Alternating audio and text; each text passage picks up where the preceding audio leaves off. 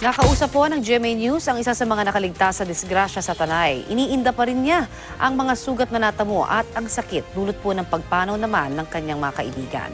Balitang hatid ni Dano Tingkungko.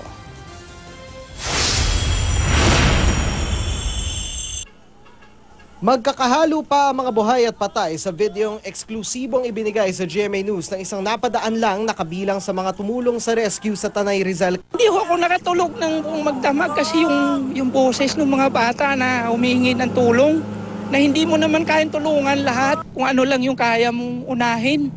Nang mangyari ang aksidente, isang estudyante pala ang unang humingi ng tulong sa Facebook at unang kumuha ng litrato para i-post sa Facebook page ng Besling College. Siya si Mary Rose Vidal na hindi raw ininda noon ang sakit sa likod, pati mga pasa at galos. Tumawag po ako ng isang lalaki na, "Kuya, tulungan mo ako kasi hindi ako makababa. Masakit yung paa ko."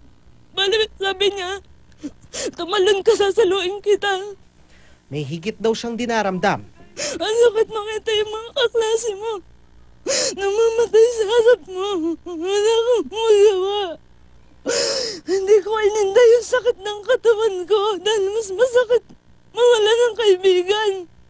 Kwento ni Mary Rose, wala raw silang kasamang propesor o nakatatanda sa naaksidenteng bus.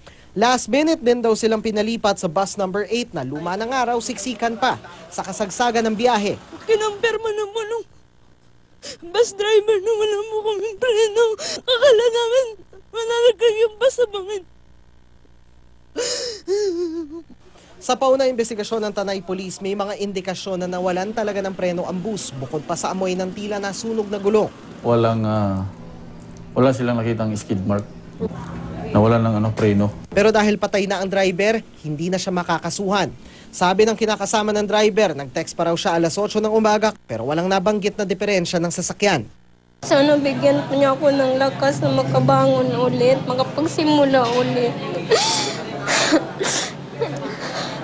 Kasi hindi ko po akalain na magiging ganun eh. Bukod sa problema sa bus, accident-prone din ang lugar na kilala sa tawag na magnetic dahil para umanong hinihila mga sasakyang paakyat sa matarik na bundok. Tingnan namin, mag-sit down kami kasi ang tingin ko dyan meron talaga yung tamang disenyo, yung scientific design, lalo na kung ganun yung terrain. Sinuspinde na ng LTFRB ang prangkisa ng Panda Coach Tours and Travel Incorporated na nagmamay-ari ng nadisgrasyang bus. Nasasagot daw sa pagpapagamot ng mga sugatan at pagpapalibing ng mga pumanaw.